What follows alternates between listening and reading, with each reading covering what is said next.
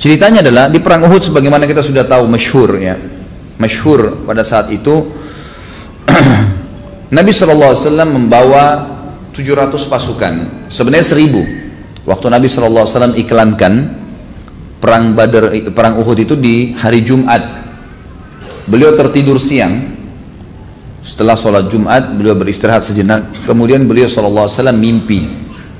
Beliau mimpi melihat pedang beliau bengkok, kemudian ada sapi yang disembeli, serta yang ketiga beliau melihat beliau masuk ke sebuah benteng yang kokoh.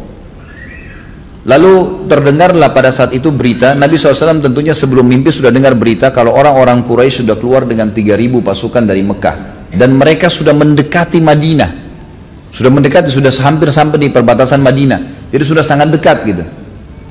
Dan perlu teman-teman tahu, lokasi Uhud itu berada pas di, sekarang ini kota Madinah, sebenarnya dia masuk kota Madinah ya Uhud itu, tapi di zaman Nabi SAW berada di luar pintu gerbang utama kota Madinah. Jadi kurang lebih kalau dari Masjid Nabawi sekitar 3 km dari Masjid Nabawi ke Uhud itu. Tentu lokasi Uhud masyhur ya, masyhur sekali di Madinah, dan tentu teman-teman juga tidak asing kalau yang umroh atau haji biasanya memang turunnya pasti ke sana. Uhud adalah sebuah gunung yang masyhur. Kata Nabi SAW, Uhudun nuhibbu wa yuhibbuna. Uhud adalah gunung yang kami cintai dan juga mencintai kami. Juga dalam hadis yang lain, Uhudun jabal min jibalil jannah. Uhud adalah salah satu dari gunung-gunung surga, kata Nabi SAW. Jadi memang orang yang melihat Uhud itu biasanya senang melihatnya, merasa nyaman, ada ketentraman jiwa, sebagaimana Nabi SAW mengatakan, dan juga dia termasuk gunung-gunung surga. Ringkas cerita adalah Nabi SAW mimpi pada saat itu, lalu bermusyawarah dengan para sahabat, kira-kira bagaimana jalan keluarnya nih, ada masalah seperti ini. Maka berkatalah pada saat itu para sahabat, ya Rasulullah, kalau kita nggak keluar, ada dua kemungkinan, keluar melawan mereka atau kita bertahan di kota Madinah. Lalu kata para sahabat, ada sahabat yang mengatakan seperti Hamzah bin Abdul Muttalib yang nanti mati syahid di Uhud gitu kan, Ali bin Abi Thalib, kemudian Talha bin Ubaidillah, dan beberapa sahabat-sahabat Nabi yang lain. Mereka sepakat mengatakan, ya Rasulullah, kita keluar aja hadapin mereka, nanti kita dikira pengecut. Kalau kita bertahan, benteng kita tutup pintu gerbangnya, dikira pengecut, walaupun kita bisa melawan dari dalam. Sementara orang-orang munafik umumnya, orang-orang munafik diantaranya pimpinan mereka Abdullah bin Abi Salul mengatakan, ya Rasulullah, kita bertahan aja di Madinah, mereka tidak akan bisa tembus bentengnya Madinah, kita panahin mereka, kita serang, ini biarin aja begitu, mereka tidak akan tembus. Lalu akhirnya sahabat ada yang cenderung dengan keluar, ada yang mengatakan tidak, ada juga mengikuti pendapat tadi pimpinan munafikin ini. Akhirnya simpang siur lah. Nabi SAW melihat pendapat-pendapat sahabat yang mulia, yang memang sahabatnya bukan orang munafik, cenderung keluar. Maka beliau pun menggunakan baju perangnya, kemudian beliau masuk menggunakan baju perang, menyiapkan kudanya, perisainya, segalanya, masuk ke dalam rumah lalu keluar. Pada saat beliau keluar, beliau siap dengan baju perangnya. Sebelum beliau keluar, beberapa sahabat saling bermusyawarah lagi mengatakan, mungkin Nabi SAW lebih cenderung dengan pendapat tinggal di Madinah, jangan sampai kita maksa beliau keluar. Coba kita tanyain deh. Setelah Nabi SAW keluar di atas kudanya dengan pakaian perangnya lengkap, mereka mengatakan, ya Rasulullah, kalau anda ingin tinggal di Madinah, kami juga nggak masalah, biar kami bertahan di Madinah. Kata Nabi SAW dalam hadis yang masyhur riwayat Bukhari, tidak layak seorang Nabi itu keluar ya, ingin berperang, sudah pakai baju perang, kemudian dia kembali lagi, itu nggak mungkin terjadi pada Nabi, sampai Allah memberikan keputusan menang atau kalah, gitu. Menang atau mati syahid. Maka keluarlah pasukan muslimin pada saat itu hari Sabtu pagi. Hari Sabtu pagi. Tentu ada beberapa kisah-kisah di perang Uhud yang bisa anda dengarkan dalam ceramah-ceramah saya di masalah Uhud, seperti kisah tentang sahabat Nabi Khuwairik. Dan juga ada beberapa kisah-kisah sahabat Nabi, ada yang mati akhirnya masuk neraka, ada yang mati akhirnya masuk surga. Termasuk ada seorang Yahudi, pendeta Yahudi yang masuk Islam pada pagi itu, tidak sempat ya sholat duhur karena keluarnya di waktu duha, keluar langsung pergi ke perkebunan di sekitar Uhud, berhadapan sama musuh lalu berperang. Lalu orang Yahudi ini mati pada saat itu. Kata Nabi SAW, siapa yang ingin lihat penghuni surga yang belum pernah sujud sekalipun, ini orangnya, gitu kan. Jadi memang kelebihan-kelebihan yang terjadi, tapi itu bukan bahasan kita adalah Talha radhiyallahu anhum. Pada saat terjadi perang Uhud, Nabi SAW dengan 700 pasukan, tadinya 1000, 300 orang di antara mereka orang munafik, dipimpin oleh Abdullah tadi, pimpinan orang munafikin. Tapi setelah tiba di lokasi Uhud, 300 orang ini ditarik lagi oleh Abdullah, termasuk dia pulang ke Madinah. Jadi sisa 700. Dan ini memang Allah SWT ingin membersihkan pasukan muslimin dari mereka. Mereka kembali lalu kemudian berhadapanlah dengan 3.000 pasukan. Waktu itu Nabi SAW mengatur strategi perang, menjadikan gunung Uhud di belakang beliau, kemudian menjadikan di sisi kiri beliau, ya, pasukan, itu ada gunung bukit namanya Bukit Pemanah sekarang dikenal. Beliau letakkan 50 pemanah di situ, dipimpin oleh Abdullah bin Jubair radhiyallahu anhum ajma'in. Kemudian tentu pemanah pada saat itu ya, sama kalau sekarang sniper, gitu kan, yang memang siap untuk menembak dari jarak jauh, karena panah ini bisa sampai berapa ratus meter, gitu kan. Dan sisi itu memang yang agak kosong, ya, sisi agak kosong, tidak ada pasukan Nabi SAW taruh di situ. Jadi ada pemanah 50 orang. Kemudian di hadapan mereka ada pasukan Quraisy yang dihadapin dengan 650 orang. 650 orang ini termasuk Nabi SAW, 50 di atas Bukit Pemanah. Pasukan Quraisy yang 3.000 dibagi dua, 2.800 menghadapi muslimin yang 650, 200 orang pasukan kuda dipimpin oleh Khalid bin Walid waktu itu yang belum masuk Islam. Itu kemudian memantau peperangan dari sebuah lembah, gitu kan. Lembah itu tidak jauh dari Bukit Pemanah. Tapi para pemanah ini tahu di mana mereka, gitu, tersembunyi di belakang bukit itu.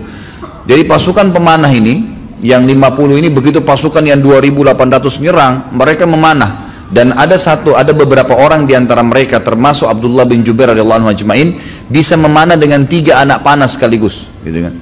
Jadi ini 3 anak panah, kalau tepat sasaran 3 orang mati. Jadi 50 orang ini kalau melepaskan anak panah, kalau masing-masing satu bisa 50 orang mati seketika orang Quraisy, gitu kan. Dengan beberapa menit saja peperangan dengan pemanah-pemanah yang ulung tadi, maka pasukan Quraisy ini kocar kacir, kalah semuanya. Tapi ada pesan Nabi SAW kepada 50 pemanah tadi, jangan kalian tinggalkan Bukit Pemanah ini sampai ada instruksi dari saya, menang atau kalah, jangan pernah tinggalin. Ternyata waktu pasukan Quraisy yang 2.800 kocar kacir dan sudah banyak jadi korban di antara mereka, beberapa sahabat menukir riwayat kepada kita bahwasanya mereka meninggalkan pedangnya, perisainya, mereka sudah pokoknya semuanya ya, sudah kocar kacir. Bahkan mereka menceritakan, para sahabat menceritakan, kami melihat wanita-wanita Quraisy lari naik ke atas gunung-gunung, dan ini belum pernah terjadi. Dalam peperangan itu dianggap aib, perempuan itu orang yang paling terakhir diserang oleh musuh. Tapi ini mereka kena ketakutan, mereka meninggalkan kancah peperangan dan meninggalkan para wanita mereka. Sahabat-sahabat memunguti harta ghanimah tadi, pedangnya, perisainya dipungutin yang ada di situ, gitu kan. Dari 650 pasukan ini belum ada yang mati pada saat itu, dan mereka jalan. 650 ini mengejar yang 2000 itu, terus dikejar, gitu kan. Kurang lebih tinggal bersama Nabi SAW yang tidak ikut mengejar musuh itu ada sekitar 12 orang, jadi 13 orang dengan Nabi SAW. Dari 50 pemanah yang di atas bukit ini, teman-teman sekalian, ini saya rentet sejarahnya karena memang ada hubungannya sama Talha di sini. 50 pemanah ini ternyata ada 43 orang yang melihat pada saat itu sudah kocar kacir musuh, kancah peperangan kosong, banyak ghanimah yang tergeletak, gitu kan. Maka mereka mau turun dari bukit. Abdullah bin Jubair radhiyallahu anhu pimpinan mereka mengatakan, ingat saudara-saudaraku, Nabi SAW dipesan jangan tinggalkan bukit, menang atau kalah sampai datang isu dari Nabi. Tapi mereka bilang, hai Abdullah, lihat nih, sudah nggak ada, sudah kalah, untuk apa kita tinggal?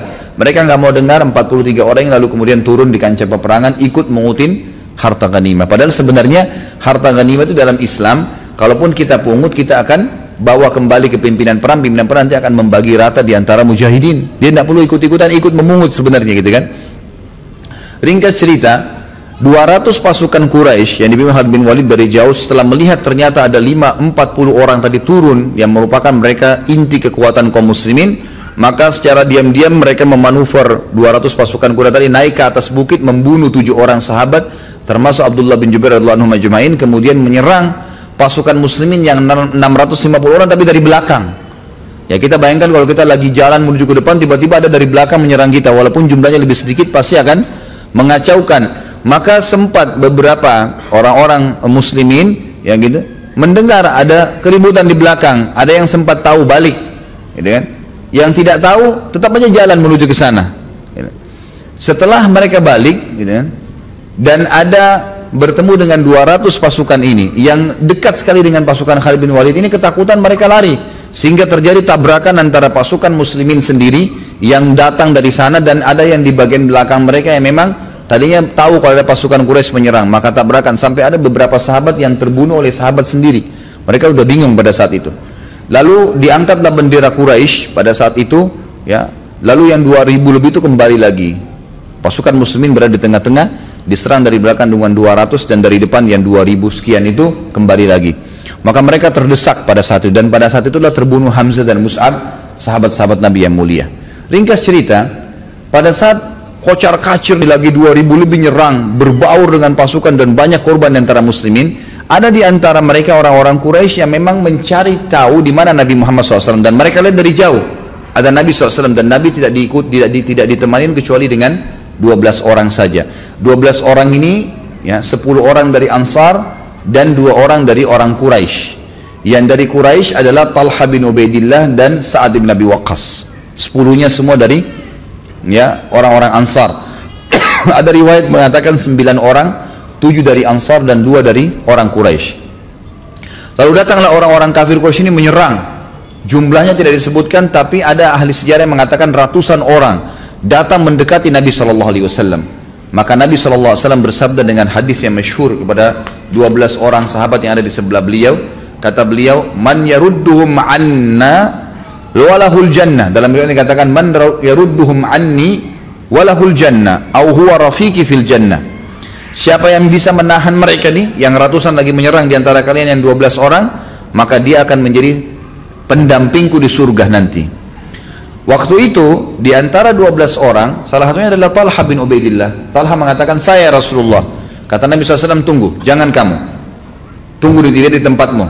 Tidak tahu apa hikmahnya, tapi Nabi SAW tahan. Lalu satu orang Ansar mengatakan, saya Rasulullah. Kata Nabi SAW, lawan mereka. Satu orang ini maju melawan ratusan orang, akhirnya terbunuh. Lalu kata Nabi SAW, siapa yang akan melawan mereka maka dapat surga. Maju Talha lagi mengatakan yang kedua kali, saya Rasulullah. Kata Nabi SAW, tetap di tempatmu. Lalu orang Ansar mengatakan, saya Rasulullah. Maka disuruh Nabi SAW melawan sampai terbunuh, mati syahid.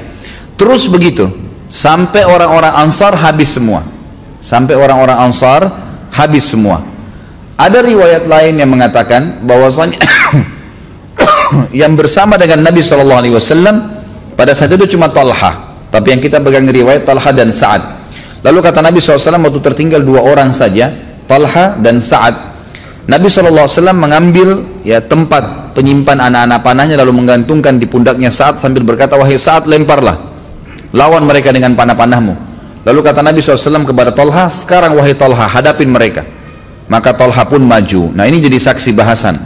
Talha radhiyallahu anhu waktu maju melawan mereka dengan sangat berani yang luar biasa, dikatakan dalam riwayat ini, dia terus mengayunkan pedangnya dengan badannya yang kekar sampai membunuh sekian banyak pasukan Quraisy. Sampai membunuh sekian banyak Quraisy. Lalu dia bisa dengan keterampilan perangnya, setiap dia maju menyerang, berusaha menyerang, mengocar-kacirkan beberapa orang itu, dia kembali lagi ke arah Nabi SAW, kemudian memeluk Nabi SAW dan mendorong Nabi supaya mundur, tersandar ke gunung Uhud, jadi supaya bisa aman gitu. Lalu dia kembali lagi melawan orang-orang Quraisy sampai dikatakan, ya, dia mengatakan pada saat terjadi perang Uhud, kata Talha bin Ubaidillah, saya menemukan luka-luka di tubuh saya dari kepala sampai kemaluan saya, semuanya luka. Dan pada saat itu jari-jari tangannya terputus, ya, terputus. Pada saat itu, pada saat dia lagi melawan, dia memeluk Nabi SAW, kemudian dia kembali lagi menyerang Quraisy, dan ternyata orang Quraisy makin mendekat, dan Nabi lihat sendiri Talha sempat tangannya kena hantaman pedang dan terputus, ya, di bagian kiri jari-jarinya semua terputus radhiyallahu anhu. Kemudian dia mengatakan, aduh, kata Talha, aduh sakit, wajar orang mengatakan aduh karena tangannya terputus, ya. Lalu kata Nabi SAW kepada Talha, didengar oleh orang Quraisy, lau qulta bismillah la rafa'atkal malaikatu wan nasu yanzurun. Hadis ini sahih diriwayatkan oleh Hakim. Kalau seandainya kau mengganti kalimat aduhmu tadi, bukan aduh yang kau katakan, tapi kau katakan bismillah. Bayangkan nih, tangan terputus Nabi suruh bilang bismillah, gitu kan. Artinya di sini pemahamannya adalah, kalau kau mengatakan seakan-akan menyerahkan itu pada Allah, bismillah, untuk Allah, gitu kan. maka pasti kamu akan diangkat oleh malaikat sementara orang-orang melihatnya. Jadi kalau kau tadi ganti adumu dengan bismillah, malaikat akan angkat kamu dan orang lihat malaikat dan melihat kau diangkat oleh malaikat. Dalam riwayat At-Tabarani dikatakan, kalau qulta bismillah latarat bikal malaikatu wan nasu yanzuruna ilaik. Ini teman-teman yang pegang buku ada di halaman 408 ya. Kalau seandainya engkau mengucapkan bismillah wahai Talha, niscaya para malaikat akan membawamu terbang ke langit seakan-akan atau dan orang-orang sementara orang-orang melihatmu. Dalam riwayat yang lain, An-Nasai dan Baihaqi menukil dengan dalil yang dengan lafaz yang lain, hatta talujja bika fi jawwis sama, sehingga malaikat membawamu terbang ke angkasa. Pasti akan dilihat, dibawa tinggi ke langit dan orang-orang akan melihat itu. Dalam riwayat Imam Ahmad juga bunyinya, "Lau qulta bismillah la ra'aita yubna laka biha baitun fil jannah wa anta hayyun fid dunya." Kalau kau mengatakan bismillah pada saat tanganmu tadi terputus itu, niscaya engkau akan melihat ya, sebuah istana di surga yang dibangunkan untukmu karena ucapan tersebut walaupun kau masih hidup di dunia. Artinya kau akan lihat itu istana di surga.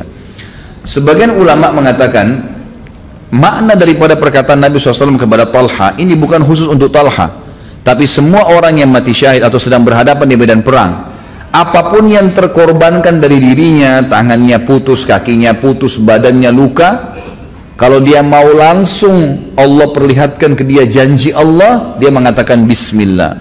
Seperti itu yang dimaksudkan, artinya bismillah ini untuk Allah, tangan saya mau hilang pun gak ada masalah, gitu kan, seperti itu.